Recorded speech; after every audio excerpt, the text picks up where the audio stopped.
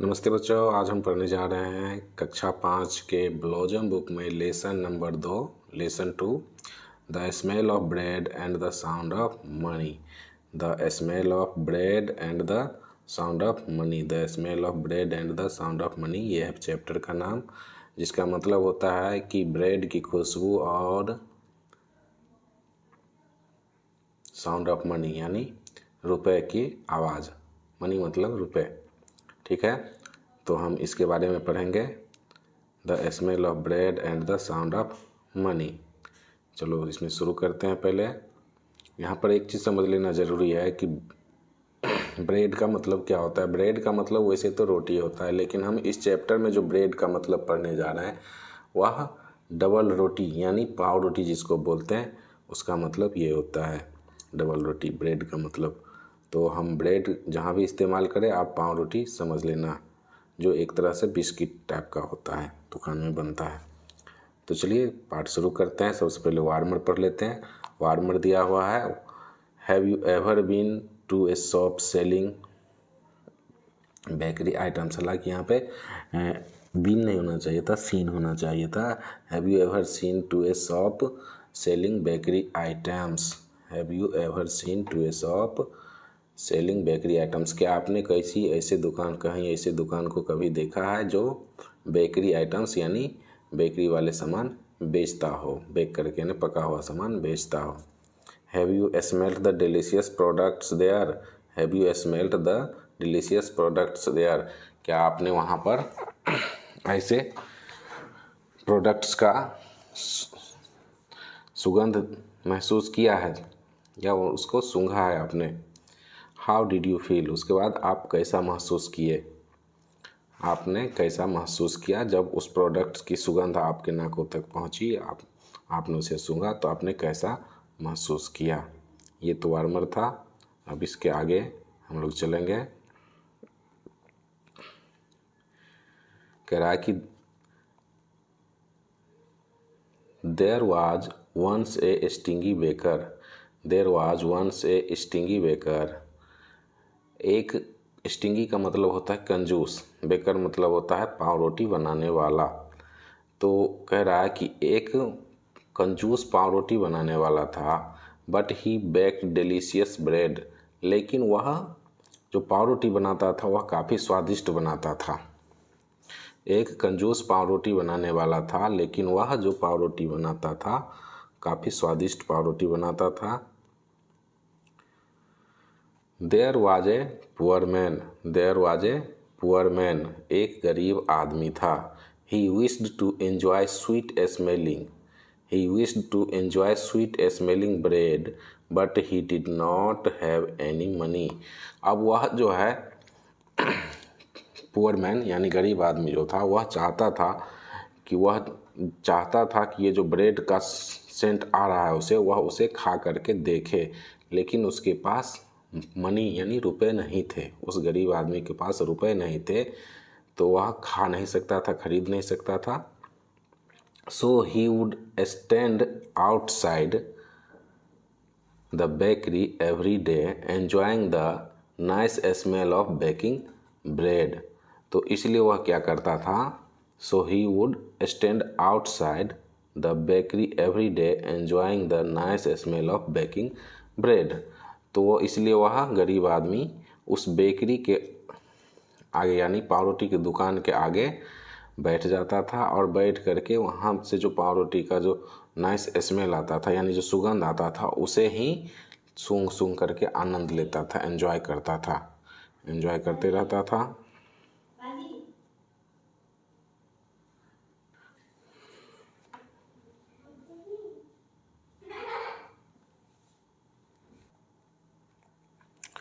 So he would stand outside the bakery every day enjoying the nice smell of baking bread। तो वह गरीब आदमी क्या करता था, उस बेकरी के बाहर बैठता था और वहीं से जो ब्रेड बनता था उसका जो स्मेल आता था यानी सुगंध आता था उससे वह एंजॉय करते रहता था, उससे वह आनंदित होता था, खुशी होता था, उसे खुशी मिलती थी उसे। The baker was very angry with the poor man. अब जो बेकर था, पाव रोटी बनाने वाला था व्यक्ति, वह उस गरीब आदमी पर हमेशा गुस्सा होता था, इस वजह से उसे गुस्सा आता था। The baker was very angry with the poor man. He felt that anyone who smelt his delicious product should pay for the smell. और वह चाहता था, वह जो बेकर था वह चाहता था, उसे ऐसा महसूस होता था कि कोई व्यक्ति जो उसके डिलीशियस प्रोडक्ट्स का स्मेल लेता है उसके बदले में भी उसे पैसा दे। He felt that anyone who smelt his delicious products should pay for the smell, कि उसे उस सुगंध का भी पैसा मिलना चाहिए। सो ही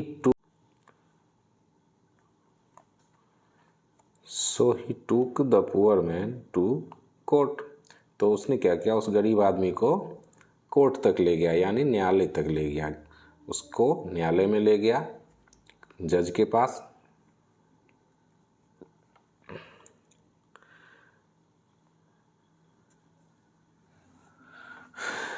द जज heard the baker's complaint patiently.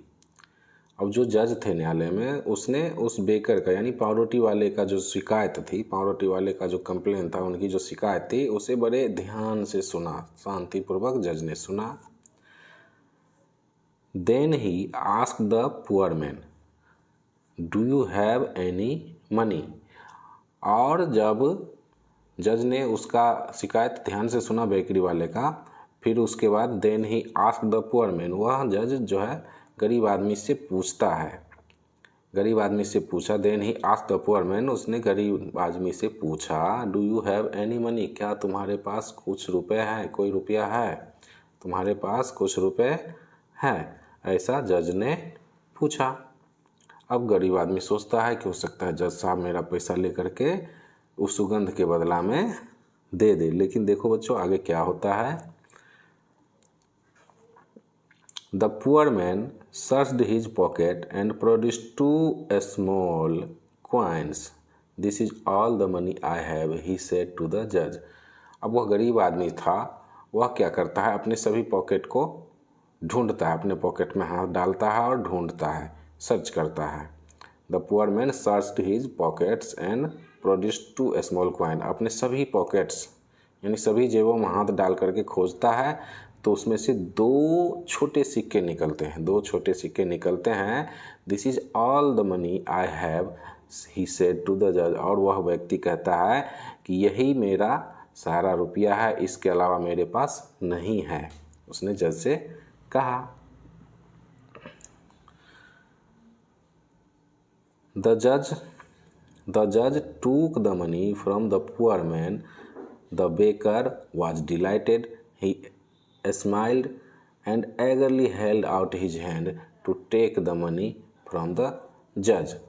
The judge took the money from the poor man. अब जब पुअर मैन ने कहा कि मेरे पास सिर्फ यही 2 छोटे सिक्के हैं, इतना ही रुपया है, तो जज क्या करते हैं कि द जज took the money from the poor man, उस गरीब आदमी से वह रुपया अपने हाथ में ले लिया जज ने। The baker was dilated. अब बेकर जो था पावरोटी वाला, वह खुश था कि अब तो जज साहब मुझे पैसा दे देंगे। The baker was delighted.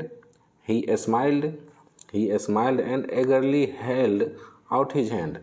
वह मुस्कुराया। कौन मुस्कुराया? Baker. He smiled and eagerly held out his hand to take the money from the judge. वह मुस्कुराया और व्यग्रता से अपने हाथों को आगे बढ़ाया जज की तरफ पैसा लेने के लिए, जज से पैसा लेने के लिए। ये बेकर कर रहा है। बट द जज did not give money to the baker. लेकिन जज ने वह रुपया बेकर को नहीं दिया। बट द जज did not give money to the baker. लेकिन जज ने रुपया बेकर को नहीं दिया। He only jingled the coin together. और जज ने क्या किया कि वो दोनों सिक्कों को हाथ में लेकर के एक साथ जिंगल किया, यानी खनखना दिया। खनखनान, जिंगल का मतलब होता है खनखनाना, रुपये की आवाज़ जो है खनखनाना। तुम लोग भी 2 सिक्का लेकर के आपस में हाथ में लेकर के अगर बजाओगे, उसको हिलाओगे, तो खन खन की आवाज़ आएगी। तो जज ने क्या किया, he only jingle the coin together. उसने केवल उस कॉइन को जिंगल किया। He then returned them to the poor man, उसके बाद जज ने उस रुपये को उस गरीब आदमी को लौटा दिया, पुअर मैन को लौटा दिया। Saying punishment should fit the crime, the price for the smell of the bread should be the sound of the money. अब जज कहता है, उस कहते हुए लौटाया कि punishment should the fit the crime, punishment crime के जैसा ही होना चाहिए। अगर किसी को हम पनिशमेंट देते हैं तो जिस तरह का क्राइम हो उसी तरह का पनिशमेंट देना चाहिए, यानी जिस तरह की गलती होती है उसी तरह का हमें सज़ा भी देना चाहिए। The price for the smell, यानी सुगंध का मूल्य जो है, of the smell of the bread, यानी ब्रेड के सुगंध का मूल्य जो है किसके बराबर होना चाहिए, साउंड ऑफ द मनी, यानी रुपयों की आवाज़। The price for the smell of the bread, bread के सुगंध का मूल्य जो है साउंड ऑफ द मनी, यानी रुपयों की आवाज़ के जैसी ही होनी चाहिए, उसके बराबर ही होनी चाहिए। तो इसलिए punishment should fit the crime, punishment जो है जिस तरह का क्राइम रहे उसी तरह का पनिशमेंट भी मिलना चाहिए। तो यही था इस कहानी में जज ने न्याय किया, यही था इस कहानी में जज ने न्याय किया उस गरीब आदमी के साथ, और इसके साथ ही जज ने इस केस को वहीं क्लोज किया और उसने उस बेकर को वापस अपने दुकान पर लौटा दिया और गरीब आदमी को भी वापस उसके घर भेज दिया। तो बच्चों कैसी लगी ये कहानी? चलो इसमें अब हम आगे बढ़ेंगे। इसमें वर्ड्स टू नो है, वर्ड्स टू नो देख लेते हैं। वर्ड्स टू नो है मतलब स्टिंगी, स्टिंगी ये एक एडजेक्टिव है यानी विशेषण है। इसका मतलब होता है कंजूस, not generous with the money, वह पैसों के सामने किसी की नहीं मानता, वह उदार व्यक्ति नहीं होता है। बेकर, बेकर यानी पाव रोटी इत्यादि बनाने वाले को हम बेकर कहते हैं। वन हु बेक्स ब्रेड यानी जो ब्रेड बनाता है उसे बेकर बोलते हैं। बेकरी, बेकरी है पाव रोटी बनाने या बेचने की दुकान, पाव रोटी बनाने या बेचने की दुकान। डिलीशियस, डिलीशियस यानी स्वादिष्ट, टेस्टी।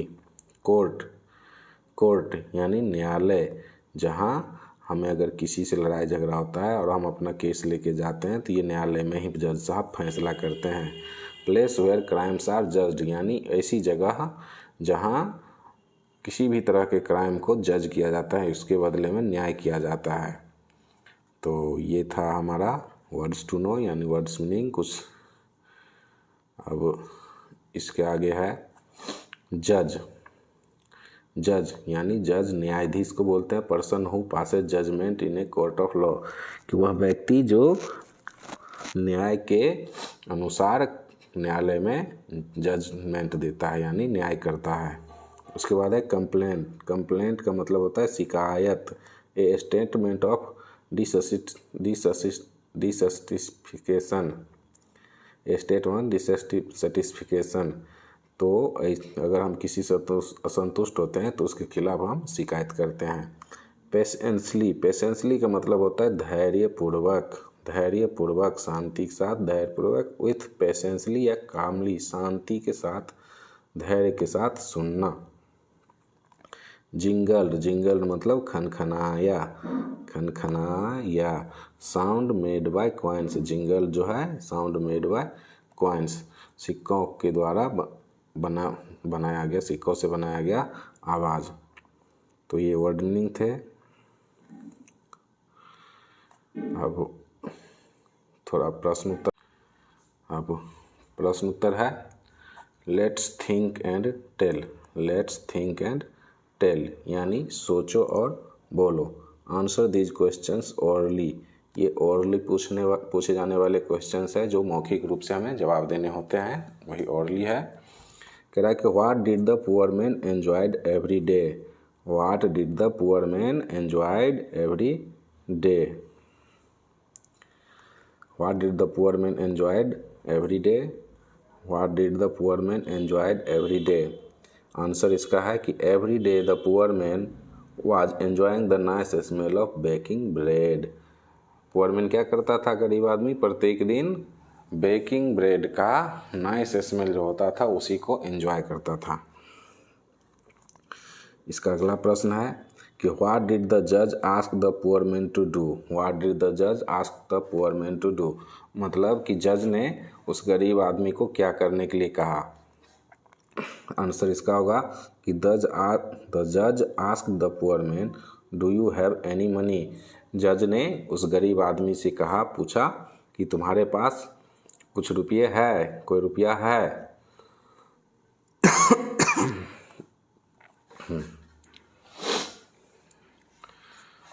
इसकी अगला है कि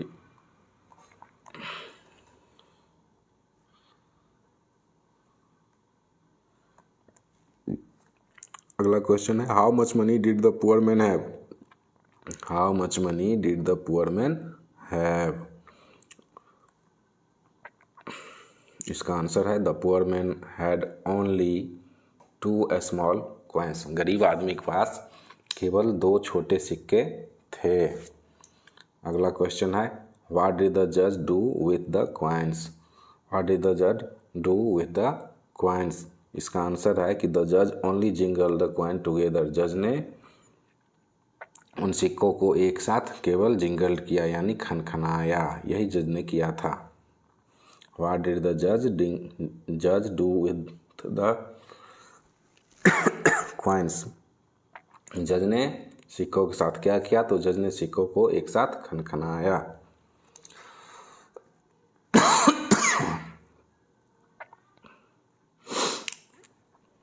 let's think and right.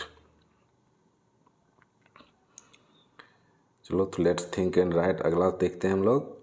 Let's think and right, सोचो और लिखो। इसका है कि राइट ट्रू और falls in the brackets against each of the following sentence, यानी निम्नलिखित वाक्यों के सामने क्या ट्रू और फॉल्स लिखना है, यानी सत्य या असत्य लिखना है। ट्रू का मतलब होता है सत्य, फॉल्स का मतलब होता है असत्य। पहला है the baker was a generous man. The baker was a generous man. क्या बेकर एक जेनरस मैन था, मतलब क्या उदार व्यक्ति था। बेकर उदार व्यक्ति नहीं था। बेकर क्या था, उदार व्यक्ति नहीं था, तो ये स्टेटमेंट फॉल्स है। The baker was angry with the poor man. The baker was angry with the poor man. Baker जो था गरीब आदमी पर गुस्सा था। बेकर जो था गरीब आदमी पर गुस्सा था, ये स्टेटमेंट ट्रू है यानी सत्य है, सही है। तीसरा है the poor man had 6 coins. The poor man had 6 coin. गरीब आदमी के पास 6 सिक्के थे, जो कि गलत है। The poor man had only 2 coins, 2 small coins, क्योंकि गरीब आदमी के पास तो केवल 2 ही छोटे सिक्के थे। यहाँ कह रहा है 6 सिक्के, तो ये क्या था, स्टेटमेंट फॉल्स है, इसलिए इसमें फॉल्स लिख लेना। चौथा है द जज है gave the money to the baker. जज ने मनी को क्या किया, बेकर को दे दिया। द जज gave the money to the baker. जज ने रुपए बेकर को दे दिया, ये भी गलत है। जज ने रुपए किसको वापस लौटाया था, पुअर मैन को, इसलिए ये भी फॉल्स है। और ये पांचवा है द जज रिटर्नेड the coins to the poor man. The जज रिटर्नेड the coins to the poor man. जज जो है सिक्का गरीब आदमी को लौटा दिया, ये सही है, इसलिए इसमें ट्रू भरा जाएगा।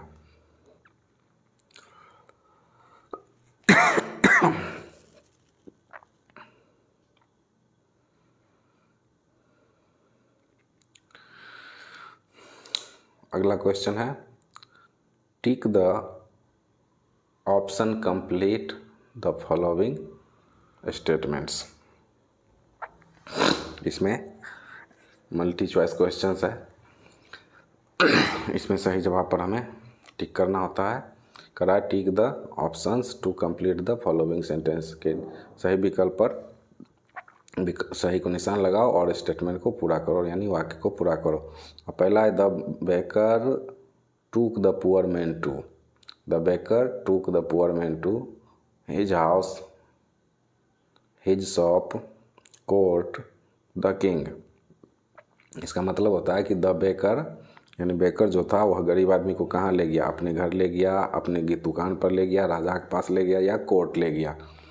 तो इसका जवाब होगा द कोर्ट। इसका जवाब सी होगा court. The baker took the poor man to court. Baker जो है गरीब आदमी को कोर्ट ले गया, जज के पास, न्यायालय में। इसका अगला है the baker held out his hand to take. The baker held out his hand to take the bread, the cake, the sweets, the coins. इसका मतलब होता है कि जो पाव रोटी वाला था, बेकर जो था, वो उसने अपना हाथ क्या लेने के लिए बढ़ाया, पाव रोटी लेने के लिए, केक लेने के लिए, स्वीट लेने के लिए या क्वाइंस लेने के लिए। तो बेकर ने अपना हाथ जो है वह क्वाइंस लेने के लिए बढ़ाया था, द क्वाइंस। इसका डी आंसर होगा। इसके बाद है तीसरा the price for the smell of bread was, यानी ब्रेड के स्मेल का प्राइस जो है क्या था। पहला है ए द साउंड ऑफ मनी, दूसरा है 2 क्वाइंस, तीसरा सी है द साउंड ऑफ म्यूजिक और डी 20 रुपीज़, यानी ब्रेड के सुगंध का प्राइस रुपए की आवाज़ थी, 2 सिक्के थे या संगीत था, संगीत की आवाज़ थी या 20 रुपये थे। तो इसका जवाब होगा a sound the sound of money. The price for the smell of bread was the sound of money. यही इसका आंसर होगा। चलो इसमें अब आगे बढ़ते हैं। Answer the following questions. Answer the following questions. Answer the following questions. निम्नलिखित प्रश्नों के उत्तर दो। इसका है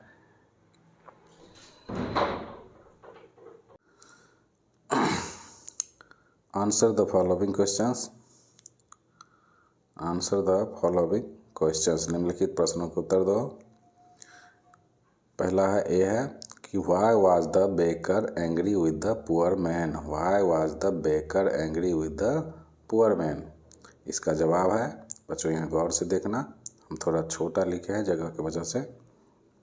the baker was angry with the poor man because the baker was angry with the poor man because he felt that the poor man enjoying the sweet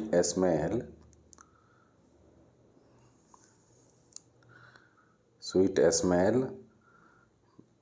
without paying any money। वह baker जो था वह गरीब आदमी पर इसलिए गुस्सा था क्योंकि वह चाहता था कि ये गरीब आदमी जो है बिना किसी पैसे दिए मेरे ब्रेड का स्मेल ले रहा है, यानी सुगंध ले रहा है। वह चाहता था कि इसके लिए भी यह रुपए दे, जबकि गरीब आदमी के पास तो रुपए था नहीं, तो वो देता कहाँ से। अगर रुपए उसके पास होता तब तो वह खरीद के खा सकता था, लेकिन उसके पास रुपए नहीं थे, इसीलिए वह नहीं दे पा रहा था। अगला प्रश्न है Why did the judge jingle the coins together? Why did the judge jingle the coins together? यानी जज ने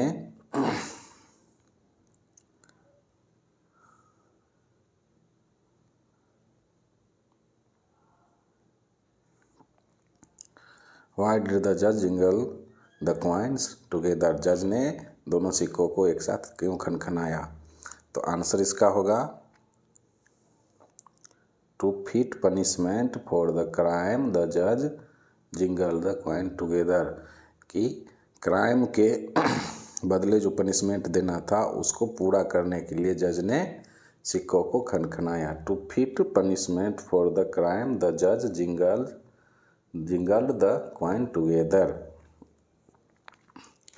इसके बाद है सी डिड द जज डू जस्टिस। डिड द जज do justice to the poor man give regions, कि क्या जज ने गरीब आदमी के साथ न्याय किया, अगर किया तो इसका कारण दे। तो इसका आंसर है कि येस द जज did the justice to the poor man. Yes the जज did the justice to the poor man. हाँ, जज ने गरीब आदमी के साथ न्याय किया। The price for the smell of the bread should be the sound of the money. और कहने का मतलब है कि रीजन जो हो गया कि प्राइस जो है ब्रेड के स्मेल का प्राइस जो है क्या होना चाहिए, साउंड ऑफ मनी यानी रुपए की आवाज़ ही होनी चाहिए थी। इसलिए जज ने गरीब आदमी के साथ न्याय किया, जस्टिस किया। अगला है let's increase word power. Let's increase word power यानी आपकी जो वर्ड क्षमता है, शब्द क्षमता है, उसको बढ़ाते हैं हम लोग। चलिए बढ़ाते हैं इस पर। Let's increase word power.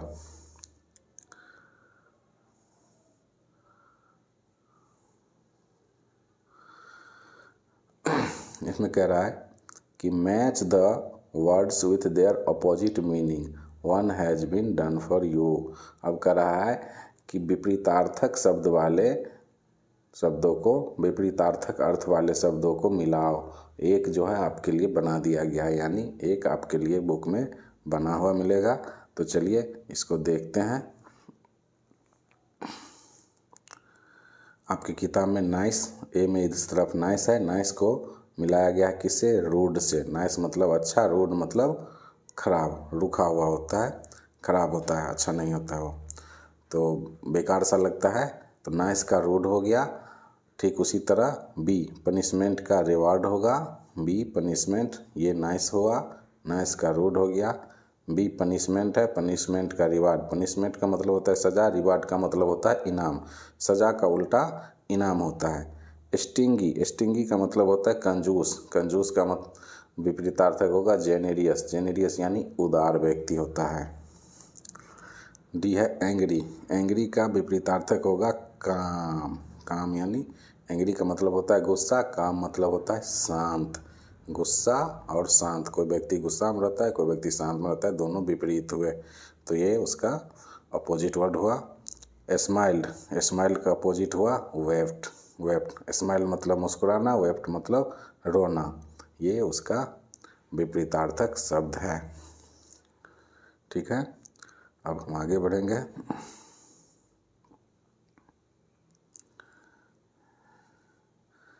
अब यहाँ कह रहा है कि rearrange the jumbled letters to make meaningful words.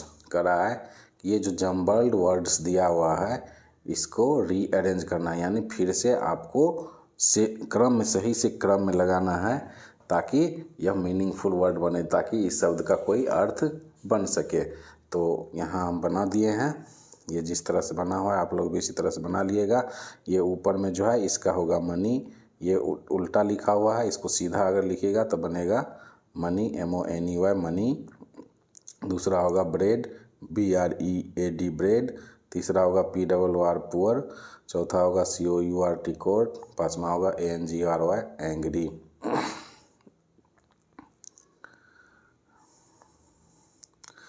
अब लेट्स लर्न ग्रामर, यहाँ से कुछ ग्रामर की बातें हम लोग सीख लेते हैं। Let's learn grammar. Look at these sentences, look at these sentences, ये कुछ निम्नलिखित इन सभी वाक्यों को देखो। Why was the baker angry, why did the जज jingle the coins together, why was the baker angry, why did the जज jingle the coin together, whom did the baker take to court, whom stood outside the bakery every day, what did the judge do with the coin, where did the baker take the poor man। अब कह रहा है कि ये each of these questions begin with a WH word such as what, where, when, why, who, whom, whose, which, etc. These questions demand some information in the form of an answer। अब कह रहा है कि ये जो ऊपर के जितने हमने वाक्य पढ़े हैं वह सब किससे शुरू हुआ है, WH से शुरू हुआ है, WH से। जैसे इसमें है कि वाट है,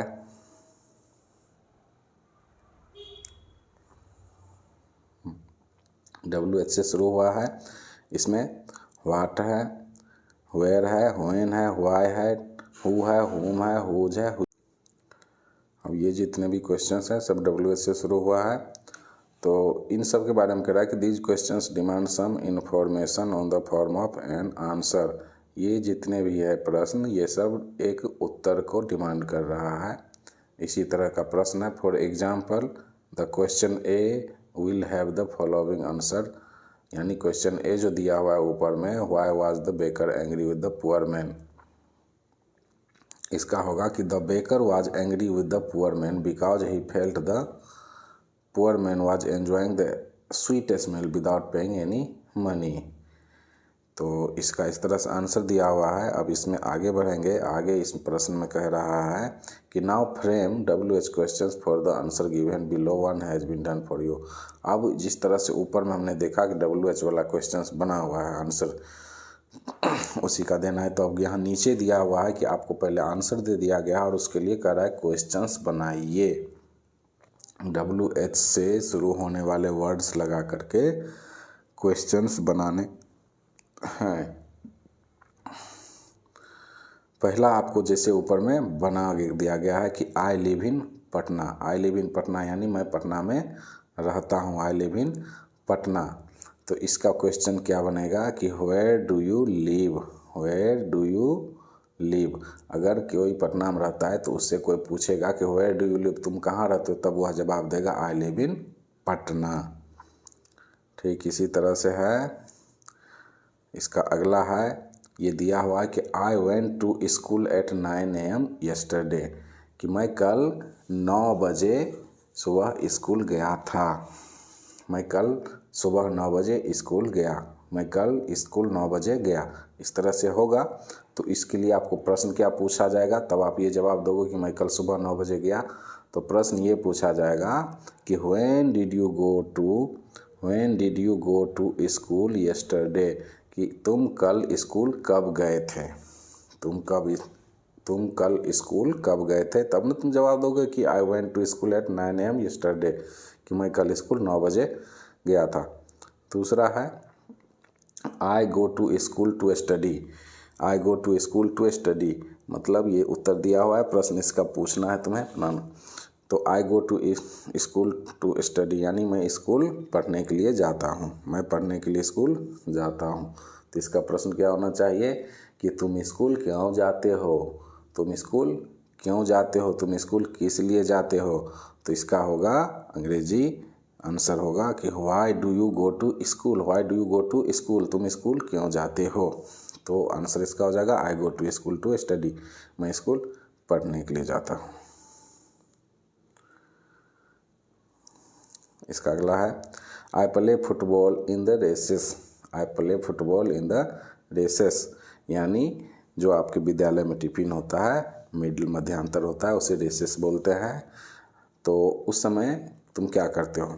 I play football in the recess, मैं उस रेसेस में यानी मध्याह्न में फुटबॉल खेलता हूँ, मैं मध्याह्न में फुटबॉल खेलता हूँ। तो इसका प्रश्न क्या होना चाहिए, इसका प्रश्न होना चाहिए कि what do you play in recess, what do you play in recess, तुम रेसेस में क्या खेलते हो, मध्याह्न में क्या खेलते हो। तो हम जवाब देंगे कि I play football in the recess, मैं रेसेस में फुटबॉल खेलता हूँ। अगला है I was going home. I was going home मैं घर जा रहा था, मैं घर जा रहा था, आई वाज गोइंग होम। तो इसका आपको प्रश्न क्या लिखना है कि वेयर वाज यू गोइंग, तुम कहाँ जा रहे थे, वेयर वाज यू गोइंग। अगर तुमसे कोई पूछता है वेयर वाज यू गोइंग, देन तुम आंसर क्या करोगे, I was going to home, I was going home, मैं घर जा रहा था। अगला है कि my birthday is on the 10th of August, my birthday is on the 10th of August, कि मेरा जन्मदिन 10 अगस्त को है, मेरा जन्मदिन 10 अगस्त को है। तो इसके लिए क्या आंसर लिखोगे, इसके लिए आंसर क्या लिखना है, आंसर इसके लिए लिखाएगा, आंसर इसके लिए लिखाएगा कि when is your birthday, when is your birthday, when is your birthday, when is your birthday. यहाँ पे हम टाइप नहीं कर पाए, छूट गया है, इसमें लिखना है व्हेन इज योर बर्थडे। तब हम जवाब देंगे माई birthday is on the 10th of अगस्त। चलिए अब आगे बढ़ते हैं। Let's talk. अब ये तो आपस की बात है, आप आपस में टॉक कर सकते हैं। पढ़ के इस हिसाब से लेट्स राइट। चलिए इसमें बढ़ते हैं। इसमें कह रहा है कि given below is an incomplete paragraph on Dussehra celebration, fill in the blanks with the words in the box to complete it. कह रहा है कि नीचे जो पैराग्राफ दिया गया है वो थोड़ा इनकम्प्लीट है। दशहरा सेलिब्रेशन के बारे में नीचे पैराग्राफ दिया गया है दशहरा पर्व के बारे में, वो थोड़ा इनकम्प्लीट है यानी पूरा नहीं है। तो ऊपर के बॉक्स में जो शब्द दिए गए हैं उसे उसमें फिल करके यानी भर करके पूरा करना है। तो चलो बच्चों हम लोग करते हैं। अब यहाँ दिया हुआ है कि Dussehra is one of the most important dash of our country dash, यहाँ भर देना है festival. Dussehra is one of the most important festival of our country. Dussehra हमारे देश का एक महत्वपूर्ण पर्व यानी त्यौहार है। फेस्टिवल्स इसमें भर देना है। इसके बाद यहाँ पर है it symbolises the victory of good over evil. यह जो है वह किसकी जीत को दिखाता है, यानी अच्छाई की जीत को दिखाता है। यह बुराई पर अच्छाई की जीत को सिंबलाइज करता है। It symbolise the victory of good over ill evil. यह अच्छाई की जीत बुराई के ऊपर अच्छाई की जीत को दिखाता है। तो यहाँ पे विक्ट्री भर देना है। It is said that goddess Durga killed Mahishasur and restored peace and happiness back in the heaven। यह कहा जाता है कि माँ देवी दुर्गा जो है महिषासुर के वध की, महिषासुर को मारी और उसके बाद restored peace and happiness back in the heaven, स्वर्ग में फिर से शांति और खुशी की स्थापना की। पीपुल सेलिब्रेट, तो यहाँ पे महिषासुर भर देना है, यहाँ पे हेवन भर देना है। इसके बाद आगे चलेंगे। People celebrate dash with pomp and gaiety of all over country, यानी हर्षोल्लास के साथ हर्षोल्लास के साथ लोग क्या मनाते हैं, तो इसमें भर देना है दशहरा। लोग दशहरा को हर्षोल्लास के साथ मनाते हैं। They wear dash clothes and exchange dash with their neighbours. इसमें भरना है यहाँ पर new clothes and sweets with their neighbours. They wear new clothes and exchange sweets with neighbour. वे नए कपड़े पहनते हैं और अपने पड़ोसियों के साथ मिठाइयाँ बांटते हैं। ये था, इस पैराग्राफ को हमने पूरा कर दिया। अब इधर आ गया है रोल प्ले। रोल प्ले में इसी कहानी के आधार पर है, आप में से कोई बच्चा बेकर बनेगा, कोई पुअरमैन बनेगा और कोई जज बनेगा, और ठीक इसी तरह से इसमें जिस तरह से दिया गया है रोल प्ले कर लेना है। इसके बाद ये केक रेसिपी है। केक अगर तुम लोगों को पसंद है तो ये केक रेसिपी दिया हुआ है, यहाँ से देख करके केक बना सकते हो घर पर भी खाने के लिए केक। तो केक रेसिपी ये था और इस तरह से ये चैप्टर हमारा अब समाप्त हो गया।